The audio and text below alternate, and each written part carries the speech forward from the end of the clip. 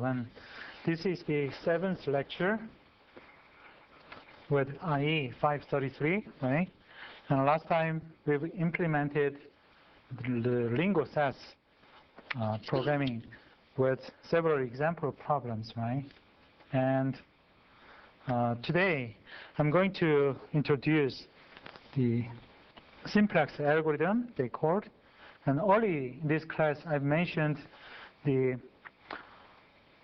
linear programming model with two decision variables can be easily solved by graphical method. But in real-world problem, we are not just dealing with two decision variable cases, right? So in that case, the graphical method doesn't work. So instead, we are going to use the simplex method, which is the streamlined version of the, well, it's not a streamlined version, but it is really effective methodology for solving linear programming problem with even several hundred or thousands variables and constraint sets. Okay. Okay, so starting from today, like I said, for the next couple of hours, we are going to talk about simplex algorithm, okay? And first of all, I'm going to explain how the simplex algorithm can be used to find the optimal solutions of an LP problem with a really simple example, right? Okay, so in this example, PAR Incorporation manufactures two different types of golf bags, which is standard or the deluxe golf bag, okay? And each bag produced requires 4 operations with the following processing times, okay? Which is cut and die and sewing, finishing, and inspect and packing processes. And the plant manager estimates that the following time will be available for production of golf bags during the next quarter, okay? And each standard bag contributes $10, and each deluxe bag contributes only $9. The PAR Corporation wishes to determine the total number of each type bags, which will maximize the total profit. So we've defined X variable like this because the primary decision for this company is how many of each golf bags should be produced for the next quarter, right? So the X of I represents the number of standard bags produced during the next quarter, and X of 2 represents the total number of deluxe bags produced for the next quarter, okay? Then the complete Lp formulation would be like this. Our objective is to maximize the total profit. And using the given cost, the profit values, $10 for the standard bag and what? Is that right? Okay, $10 for standard bag and $9 for the deluxe bags, right? And while at the same time, it satisfies the time restriction for each department, right? So the first constraint is about the cut and die department, and second is sewing and finishing, inspection and packing department, right? So the LP formulation is pretty straightforward. And for this problem, like you see here, the shaded region satisfies all 4 inequality constraints, which means it's a feasible region for this LP problem, right? And we have seen that an LP can have both equality and inequality constraints.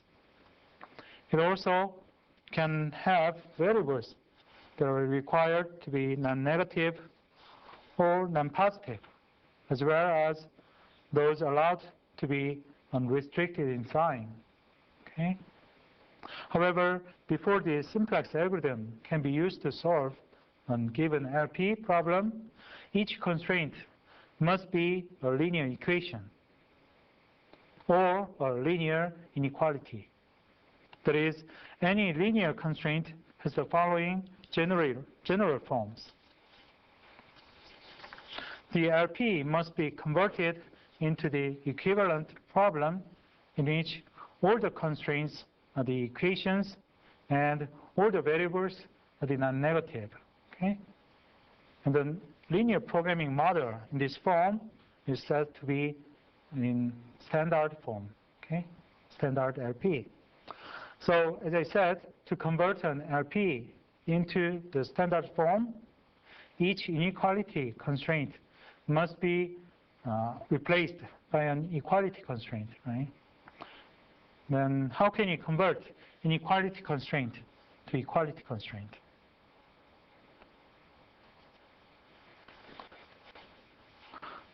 So in our example problem, we define for each less than equal constraint a slab variable, which is the amount of the resource unused in each constraint.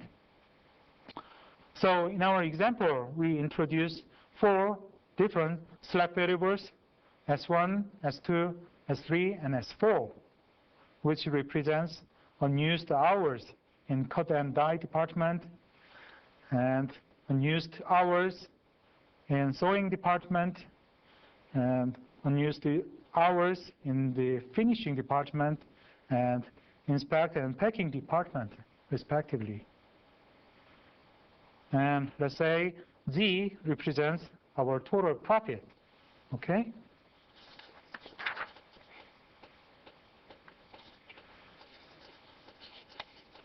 This is the original LP model for our example problem, right? So now, by the introduction of the slab variables, the inequality constraints becomes equation. Of course, with the exception of the non-negativity restrictions, right? And right now, if you move Z to the left-hand side, then the standard LP becomes just like this, right? So our objective function becomes maximize negative Z plus 10 times x1 plus 9 times x2 equals 0, right? And the initial table for the simplex algorithm would be constructed based on this standard LP, okay? And this is the initial table for the simplex method. I just extracted the coefficient for each decision variables, the left-hand side, and take out the right-hand side values like this way, right?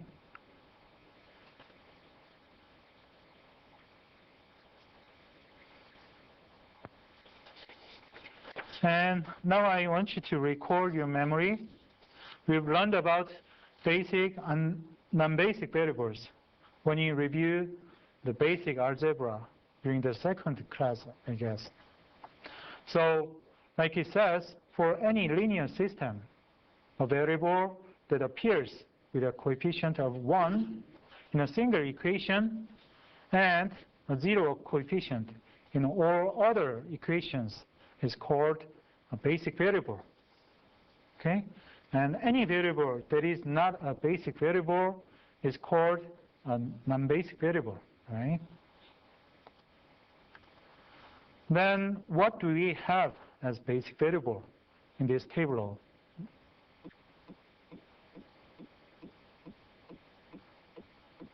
Like I said, any column corresponding to a basic variable in simplex table should have only one non-zero element, which is 1. So based on this table, I would say negative Z and S1, S2, S3, and S4. This table represents the basic variables, right? In other words, in our current table, both x1 and x2 are the non-basic variables, right? And just to let you know that the basic solutions are obtained by setting the non-basic variables to 0 and solve the basic variables, okay? And basic solutions represent the corner points. And we are required to change basic solution systematically to improve objective function value while maintaining the feasibility, okay?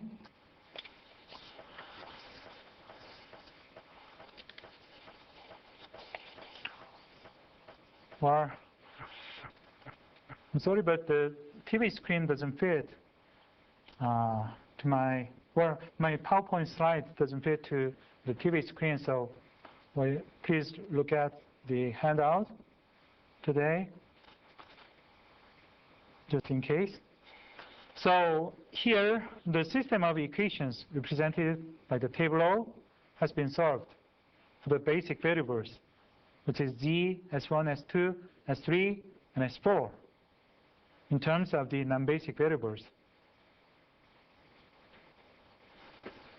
x1 and x2, right?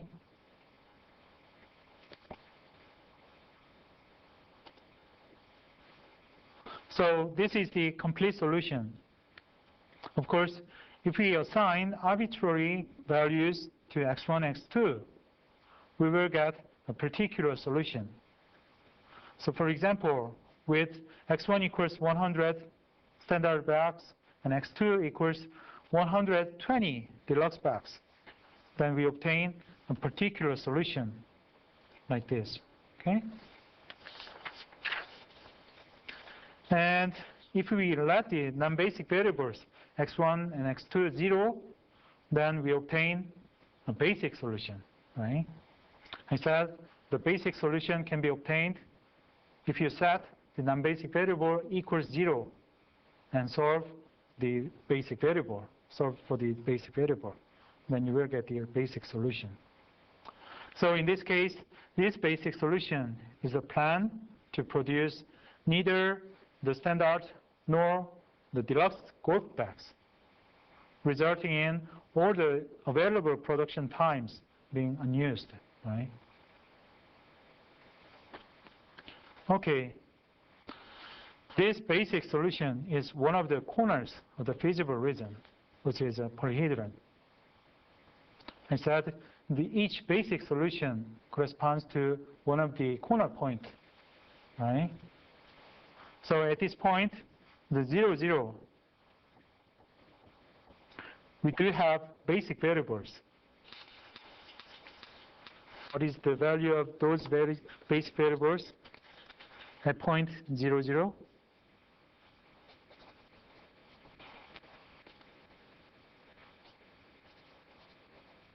Basic variables, the S1 equals 6,300 hours, S2 equals 600 hours, S3 is 708 hours, and S4 is 135 hours. And the corresponding objective function value is $0, right? And of course, at point 0, non-basic variables are the x1 and x2. Both of them has 0 values, right?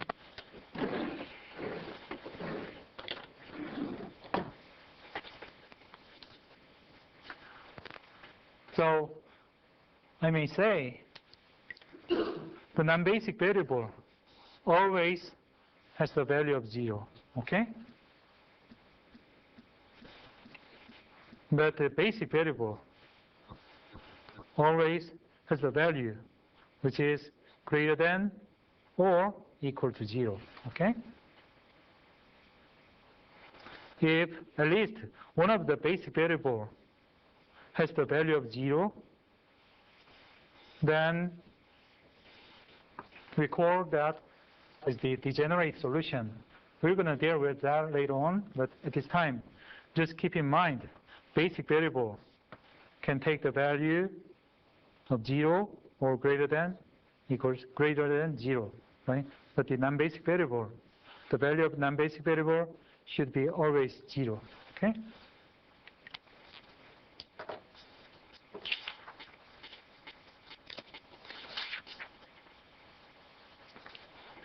Okay, then looking at the profit equation, which is z equals 0 plus 10x1 plus 9x2, we see that this basic solution is not optimal, right? Because an increase in either x1 or x2 results in an increase in the profit, which is z, right? Because currently the value of x1 is 0, right? And x2 is 0, which means if you increase x1 by 1, then the total profit, g value, will be increased by 10, right? Likewise, if you increase x2 from 0 to 1, then g value will be increased by 9, right? So definitely, the current solution is not the optimal solution for our problem.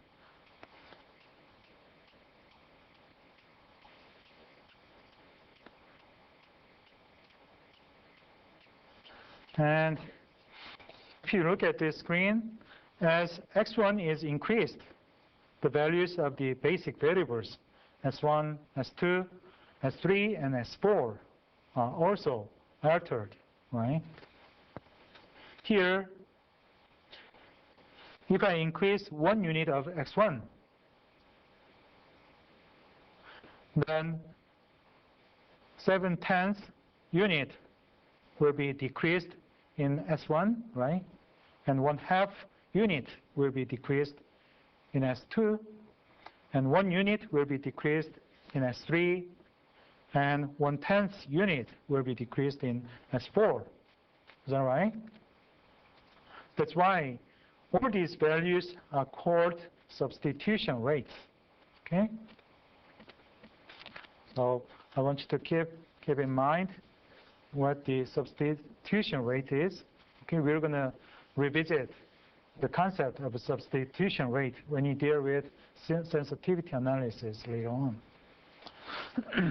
Excuse me.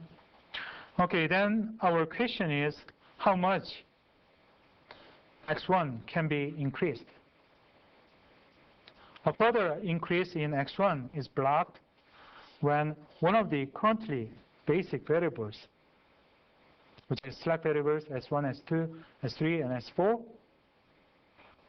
those basic variables, or when one of those basic variables, which is lower bound, which is 0 in that case, to continue increasing x1 would cause a violation in the non-negativity of the basic variables.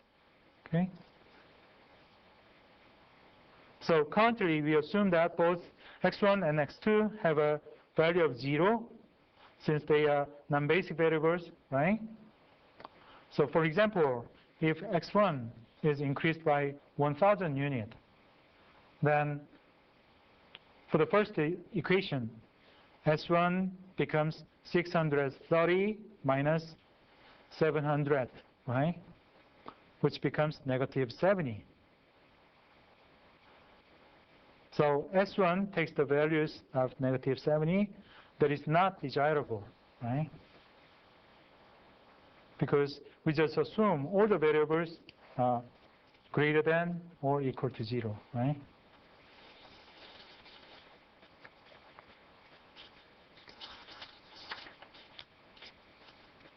Okay, then let's see how much x1 can be increased. Non-negativity of the basic variables provides bounds on x1. So as soon as x1 reaches the smallest of these bounds, so in this case is 708, right? Any further increase is blocked because it would force a basic variable, in this case S3, to become non-negative. right? So I said, as we increase x1 from 0, the first block occurs at the minimum of 900, 1200, 708, and 1350. So minimum occurs at 708, right? And at this time, S3 becomes 0, right? Is that correct? And actually, this procedure is called the minimum ratio test in simplex algorithm. Okay. Now we wish to resolve the system of equations so that x1 is a basic variable and s3 is non-basic variable, which means s3 has a value of 0, right? Because it's a non-basic variable.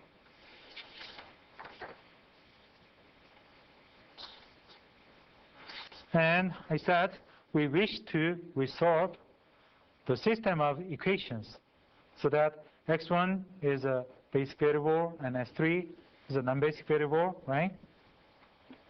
And according to the definition of basic variable,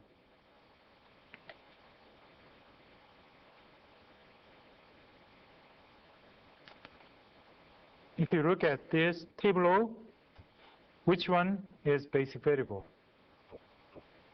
Negative g and s1, s2, and s3, and s4, right? Still the same.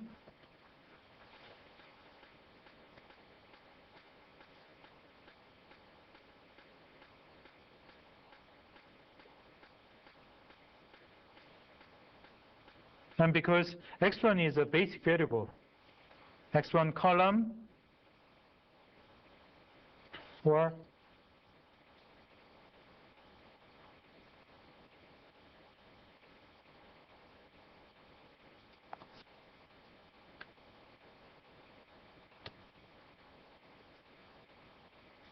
okay, I said the x1 is a basic variable and s3 is non-basic variable, right?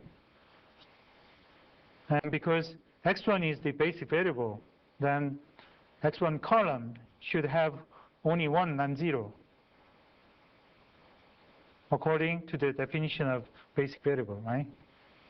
And those non-zero will be appeared on pivot cell and 0 for all others like this, okay?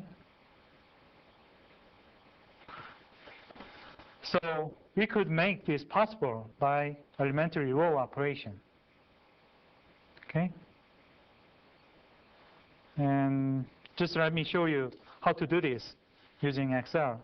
Because if you use the Excel, then it's going to be easily performed.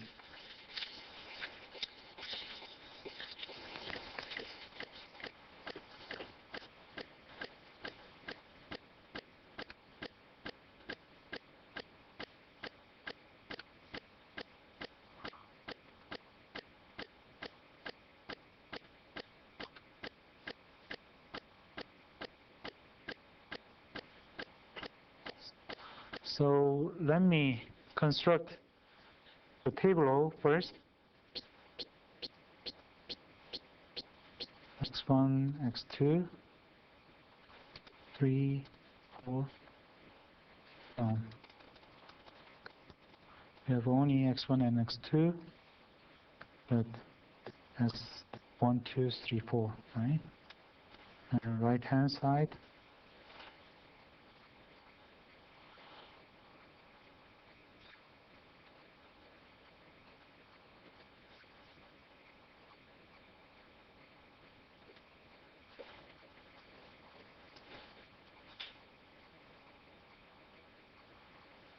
Is that too small? Is that okay?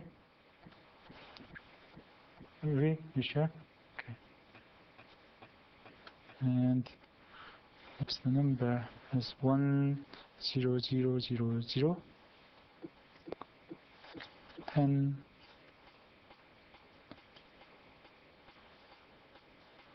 is 7, 10.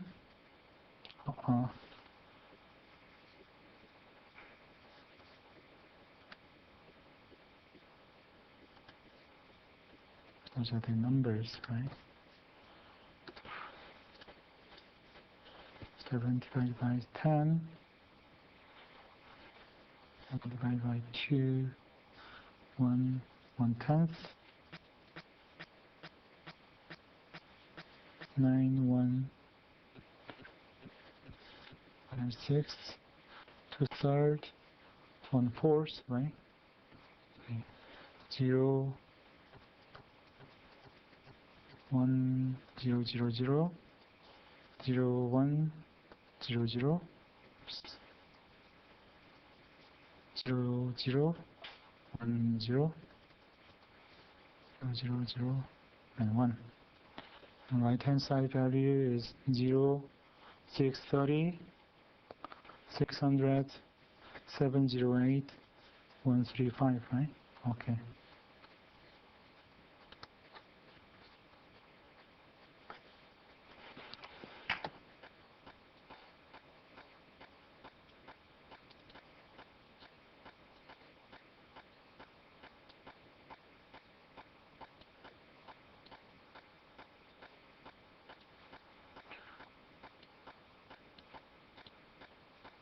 Okay.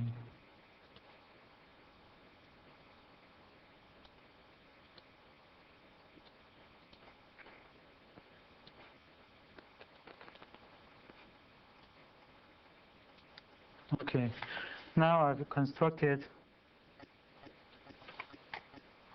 the current table, and let me just copy and paste it here. And let me delete all the values, okay? So we can update the table.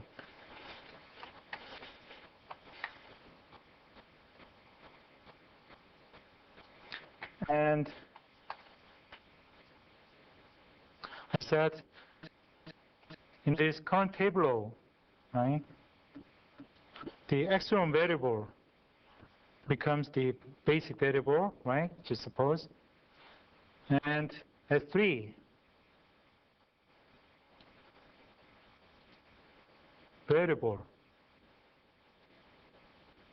becomes the non-basic variable, right? So this cell becomes the pivot cell, right? So it should be 1 down here, but we already have 1, right? So I can just copy from here, okay? And copy and paste it to other cells in the same row, right? And using this pivot cell, we need to convert all these values to 0, right? How would you do that?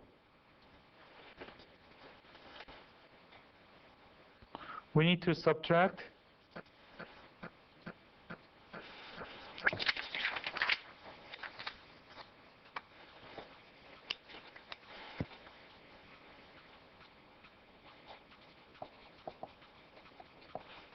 ten times the row number 4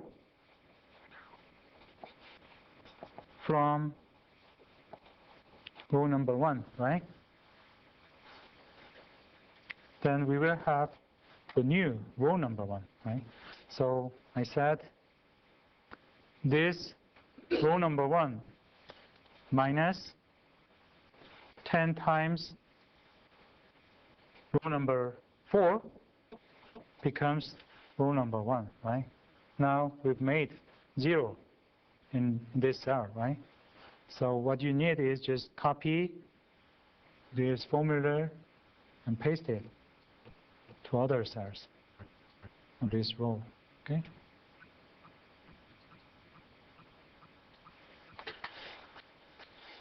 Then how to make 0 down here using the pivot cell?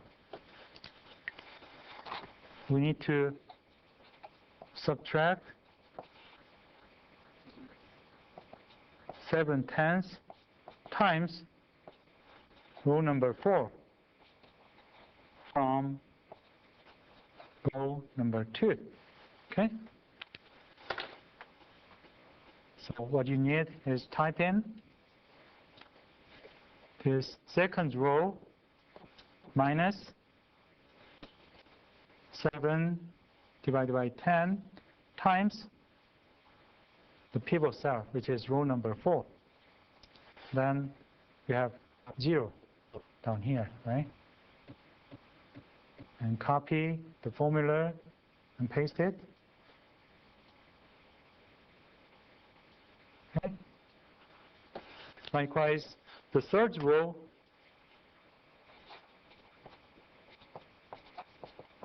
we have to subtract 1/2 times row number 4 from row number 3. Okay? So just type in row number 3 minus 1/2 times pivot cell becomes 0, right?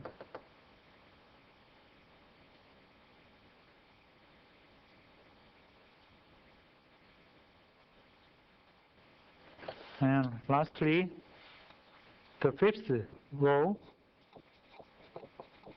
we need to subtract 1/10 of row number 4 from the row number 5. Okay? So, as I said, fifth row minus 1/10 of pivot cell, which is row number 4, becomes 0, right?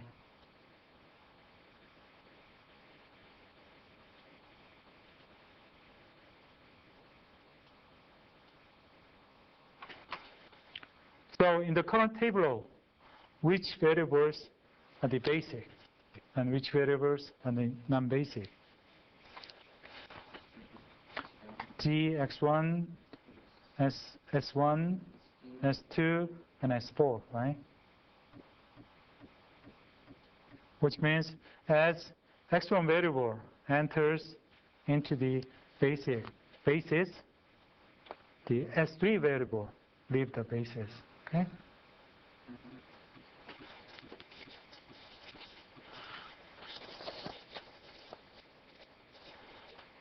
Okay, then let's go back to the PowerPoint slide.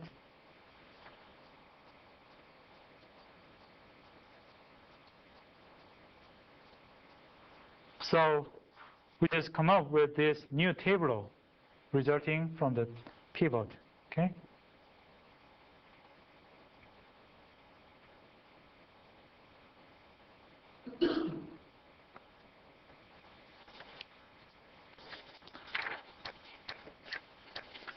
And our initial basic solution was here, right? And our new basic solution is another corner point in the feasible region.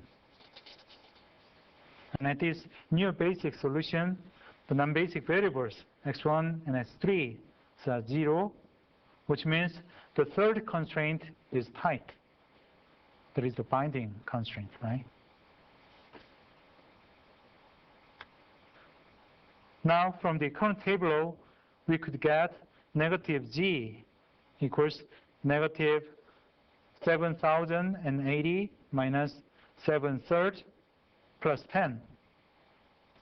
And S1 would be 134.4 minus 8/15 plus 7/10, and so on, right?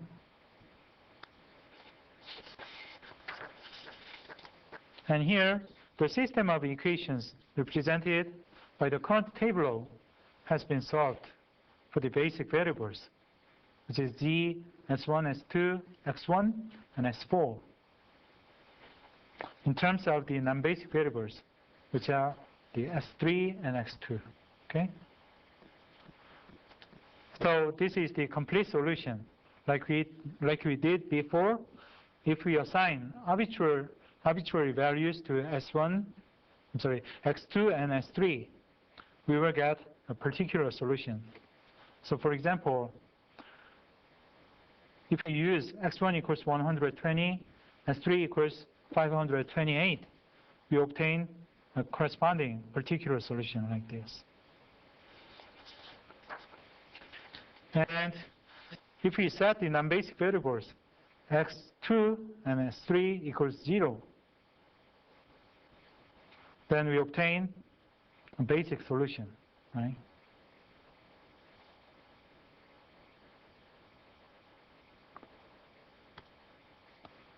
And again, looking at the profit equation, we see that the current basic solution is still not optimal. How do we know? Because we still has a negative coefficient in the objective function, which means that increasing x2 will further increase the profit, right?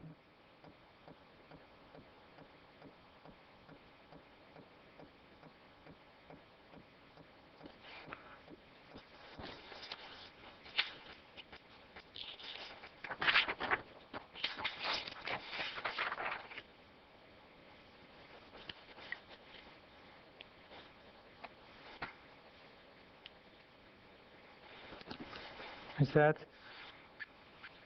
if you increase x2 values, then our objective function, our profit, will be increased by this much, 7/3, right? Because the coefficient of x2 variable is 7/3, right? That's why the coefficient of the objective function is called the relative profit, okay?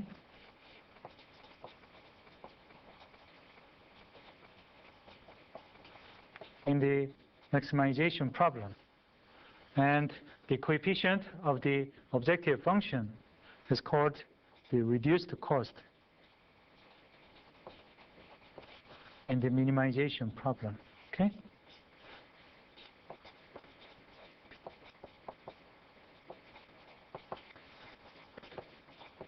Objective function, okay?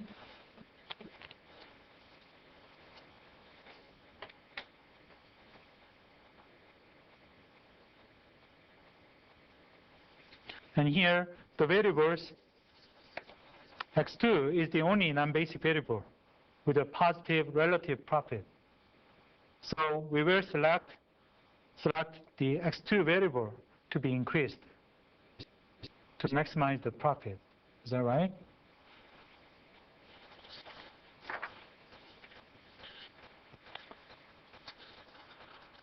So as x2 is increased, the value of basic variables s2, s1, s2, and x1 and s4 are also changed, right? So an increase of 1 unit of x2 results in 8/15 unit decrease in s1, 1/2 unit decrease in s2, 2/3 unit decrease in x2, 11/60 unit decrease in s4, right? And so these values are called, again, substitution rate. Then again, how much may x2 be increased? As before, we increased the non-basic variable until one of the basic variables reaches its lower bound, which is 0, right? Which blocks any further increase in x2 variable.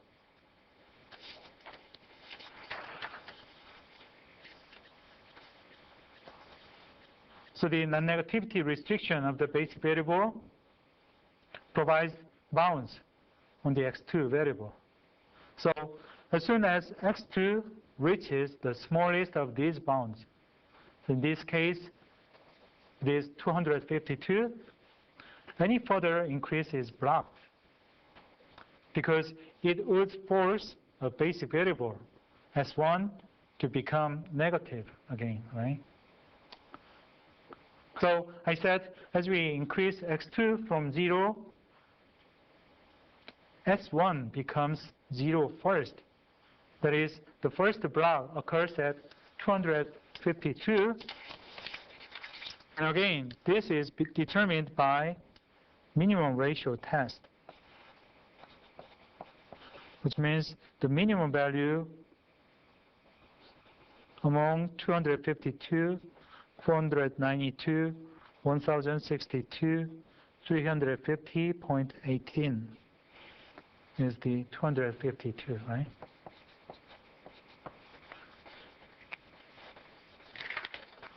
So by performing minimum ratio test, the variable which is basic in the row with the minimum ratio will be replaced by the increased variable, right? So in this case, by performing minimum ratio test, S1, which is one of the basic variable, is replaced by the variable x2, okay?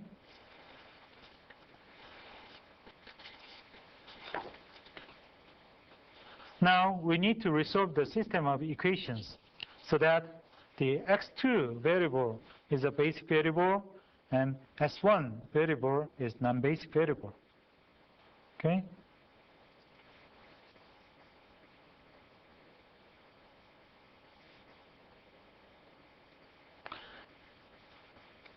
So again, according to the definition of basic variable, any column corresponding to a basic variable in simplex table should have only one non-zero element with a value of 1, right? And the value of 1 appears on the pivot cell. And this pivot cell is always on the element in the column of the new basic variables and the blocking row. So as we increase x2 from 0, the first block occurs at 134.4, which means S1 becomes 0 first, okay? And because x2 is a basic variable, x2 column should have only one non-zero on pivot cell and 0 for all others. Of course, we can make this by elementary row operation. Again, by performing the minimum ratio test, the variable S1, which is basic in the row with a minimum ratio, will be replaced by the increased variable, which is x2 in this case. Now we come up with this new table resulting from the pivot. And based on this table, what do we have as basic variables? It's negative z, x1, x2, and s2 and s4, right? Of course, s1 and s3 are the non-basic variables, okay? Because I said any column corresponding to a basic variable in simplex table should have only one non-zero element, which is 1, right?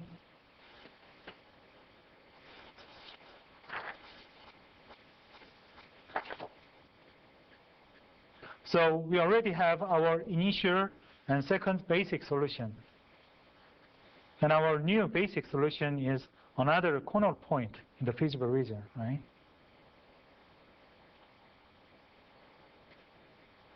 So a pivot corresponds to a move along the edge from one corner to an adjacent corner.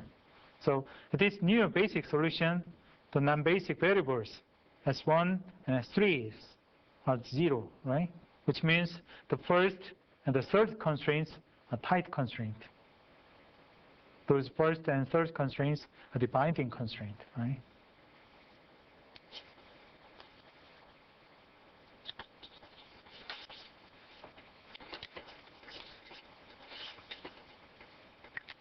And I've just mentioned with this new basic solution, the non-basic variables S1 and S3 at the 0, right? The basic solution corresponding to this choice of basis is to produce 450 standard bags and 252 deluxe bags with 120 and 18 hours unused, the sewing, the inspect and packing department, respectively. Again, looking at the profit equation, we see that the relative profit of the non-basic variables are all negative, right? This means that increasing both S1 and S3 will not further increase the profit, right? In other words, any positive values assigned to the variables S1 and S3 will result in a profit of less than $7,668, right? So we may conclude that the current basic solution must be optimal, right? Is that correct?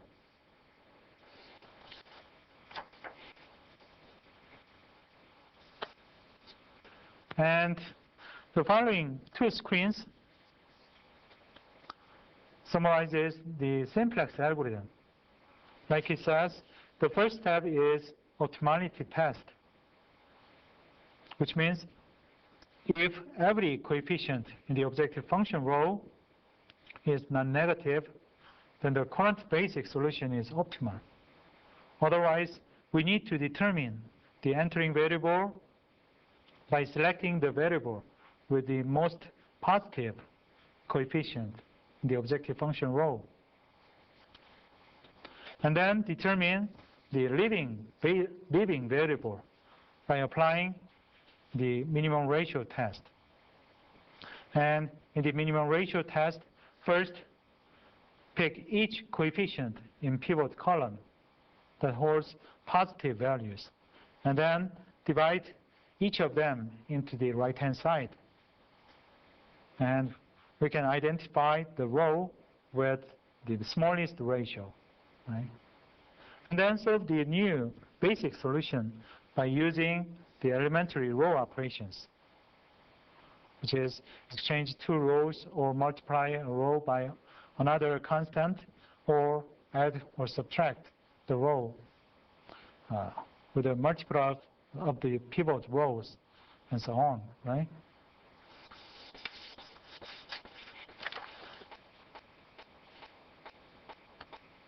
And I think next time I'm going to provide you some exercise problems about the simplex algorithm, and then all of us will solve the problem in class or together. Okay? Okay, this is all for today, and I'm going to see you next time. And just let me know if you have any questions about the lecture material or the homework assignment. Okay? I'm happy to help you. Thank you. We'll see you next time.